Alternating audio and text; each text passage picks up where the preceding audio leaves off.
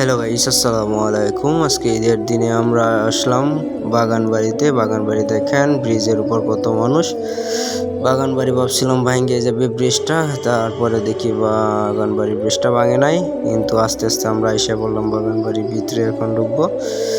হ্যাঁ, বাগান বাড়ির ভিতরে ঢুকে বললাম, দেখেন বাগান বাড়ি কি অবস্থা, মানুষের উপর মানুষ, মানুষের মাথা মানুষ খাইতেছে, लेकिन অবস্থা ये साला कर क्या ভীষণ रहा है यहाँ पे। কাহিল অবস্থা। দেখেন বাগান বাড়ির অবস্থা গাইস, দেখেন আপনাদের দেখানোর জন্য ভিডিওটা করা হইতেছে যে দেখেন কি অবস্থা, আর মানুষের উপর মানুষ।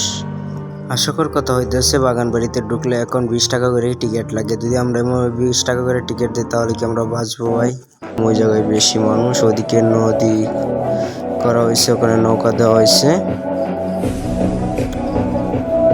দেখতে থাকেন, অনেক সুন্দর একটা পরিবেশের জায়গা। এখানে নাগরদোলায় দেওয়া হয়েছে, নাগরদোলা চলতেছে। ভাবছিলাম এখানে নাগরদোলায় উঠবো, কিন্তু সিট পাই নাই, তাই উঠতে পারি নাই, তাই কিছু করার নাই। যে নদী কুকুরটা করা হয়েছে, কুকুরের মাঝখানে নৌকা দেওয়া হয়েছে।